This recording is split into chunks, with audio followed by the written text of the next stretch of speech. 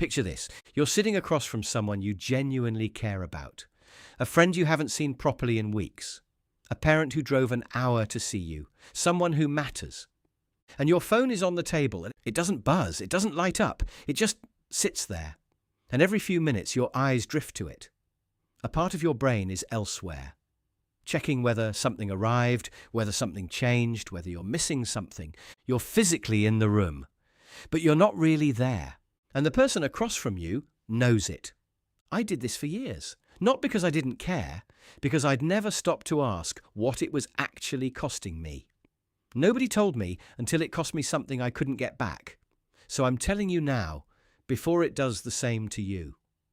This is the final video in the Indistractable series. Here's what the last 5 videos built.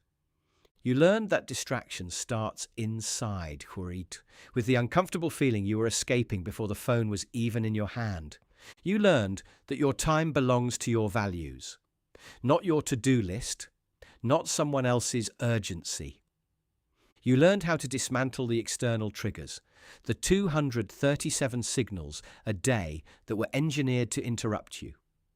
You learned the 3 locks, effort, price, identity, that hold your commitments even when your future self tries to negotiate out. And last video, you learned that your school and the people around you were spreading distraction below the level of conscious awareness. All of that's the internal architecture, the personal system.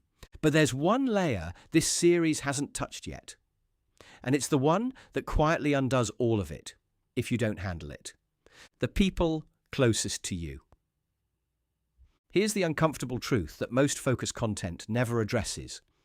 You can build the perfect personal system.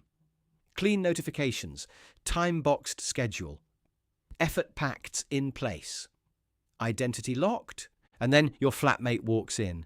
Your mum calls during your study block. Your best friend sends 15 messages in 10 minutes and feels ignored when you don't respond. Your partner notices you're present in the room, but somewhere else in your head. None of them are trying to derail you, but they are. And the reason it's so hard to fix is that it involves having a conversation that most people, especially at 17, 19, 21, have no idea they're allowed to have. The conversation about your attention. Nir Eyal has a name for what happens in relationships when we don't have that conversation. He calls it the gradual loss of the people you love to distraction. Not in a dramatic relationship-ending way, but in the slow, barely noticeable way that accumulates over months and years, until one day you look up and realize the connection is thinner than it used to be. Not because of a fight, not because of distance, because of 1,000 small moments where a phone was on the table and someone's eyes drifted and neither person said anything about it. You know that feeling when you're talking to someone and you can tell they're half listening, like you're speaking, but they're already composing a reply to something else in their head? Yeah. You've been on both sides of that. We all have. There's a concept in Indistractable that stopped me cold when I first read it. And I've thought about it almost every week since. Eyal calls it the social antibody. The idea is this. Every group, a friend group, a family, a couple, has its own culture around distraction. An unspoken set of norms about what's okay. Phones on the table, half listening during dinner, scrolling while someone's talking. These norms don't get discussed. They just emerge. And once they're established, challenging them feels rude. Most people never challenge them. But here's what Eyal found. In groups where even one person names the norm, says, "Hey, can we do phones away for this?" Or, "I want to actually be here right now," the whole group shifts. Not always immediately, not without a little awkwardness. But the norm changes, and that person is the social antibody. And the reason most people never become one isn't that they don't care. It's that they don't realize they have permission. You have permission. But I want to be honest about the part that nobody tells you. Because I learned it the hard way. Protecting your attention inside relationships is harder than protecting it from an app.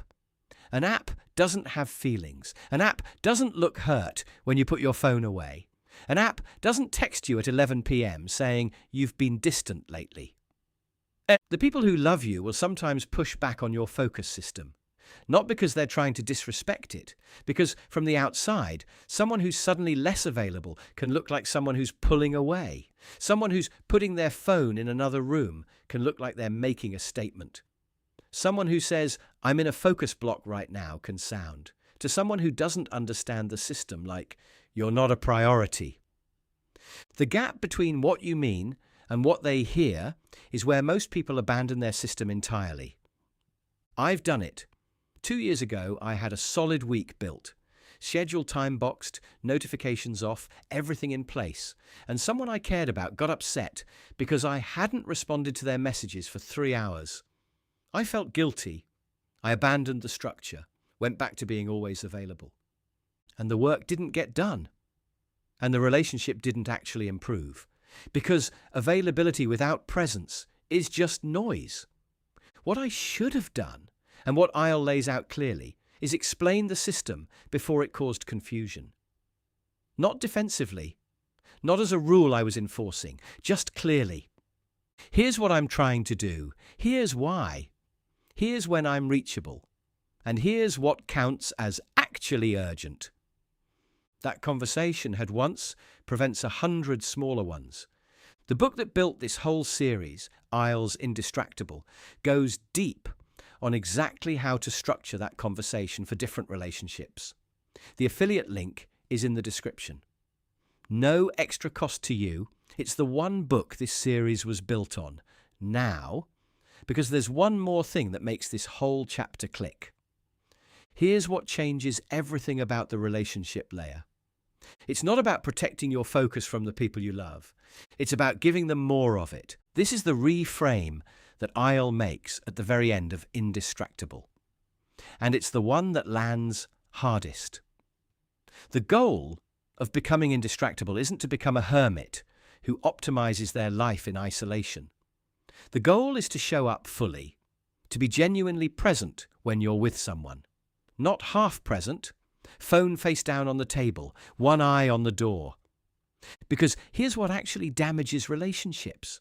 Not focus blocks, not scheduled response windows, not putting your phone in another room. Phubbing. It's a real word, coined by researchers to describe the act of snubbing someone you're physically with by attending to your phone instead. And the research on it is stark. People who are phubbed by their partners report lower relationship satisfaction, lower trust, and higher rates of depression. Not because the phone conversation was more important, because the message it sends, even unintentionally, is something else is more interesting than you. That message, sent repeatedly, quietly erodes something that can take years to rebuild. So the conversation isn't, "I need you to leave me alone while I focus." The conversation is, "I want to actually be here when I'm with you," which means I need to be somewhere else when I'm working. Not because I don't care, because I do. That reframe changes the whole dynamic. You're not protecting your work from your relationships. You're protecting your relationships from the half-presence that was slowly damaging them. So here's what that looks like in practice. 3 things. This is the last set of 3 in the series. Make them count. The first is the pre-conversation. Before your focus system starts confusing the people around you, have the conversation first, not a negotiation, just clarity. I'm working on being less distracted. Here's how I work best. Here's when I'm reachable. Here's what actually counts as urgent. One conversation. Done. Most people, when they understand the system, don't resist it. They start to respect it, and sometimes adopt it themselves. The second is the phone-free window.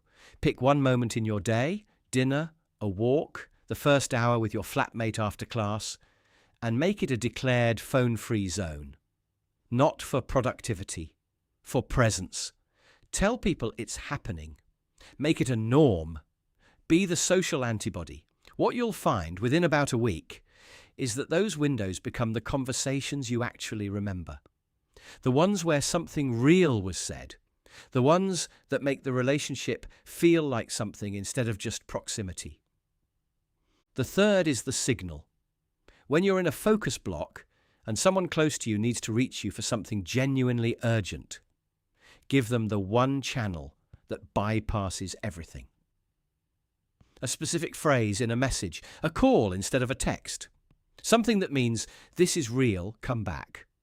And then actually come back when that signal arrives. The system doesn't protect you from genuine need. It filters everything else so that genuine need is visible. Those three moves, the pre-conversation, the phone-free window, the signal, turn focus from something that isolates you into something that deepens every relationship you're actually in. You know that feeling at the end of a day when you've been with people, but still feel like you didn't actually connect with anyone? That's not introversion. That's not busyness. That's what half presence accumulates into. A full day of being technically available and genuinely absent. I spent a long time thinking the people I was closest to just didn't notice the half presence.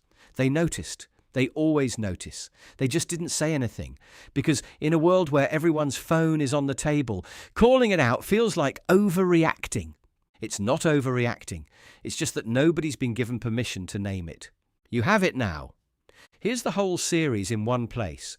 The distraction was never the phone. It was the internal trigger. The uncomfortable feeling that existed before you ever picked it up. The fix. Name the feeling. Surf the urge. Wait 10 minutes. The to-do list was measuring output you can't control. The fix. Protect input. Time scheduled around your values, not your tasks. The external triggers, 237 notifications a day, each engineered to interrupt, weren't habits. They were a system. The fix? Flip the default, silence first, opt in deliberately. Willpower kept failing at the exact moment you needed it most. The fix? The pre-commitment pact, effort, price, or identity, set before the temptation arrived. Your school was designed to fragment attention. Your environment spread distraction below conscious awareness. The fix? 25-minute blocks. Honest environment design, the identity of someone who takes focus seriously. And this video, the people closest to you weren't trying to break your system. They just didn't know it existed. The fix, the pre-conversation, the phone-free window, the signal. So here's the thing you can take into tomorrow. Next time you're with someone who matters to you, put the phone away. Not face down, in your pocket, or in a different room entirely. And then just be there, fully. Watch what that does to the conversation. Watch what it does to them.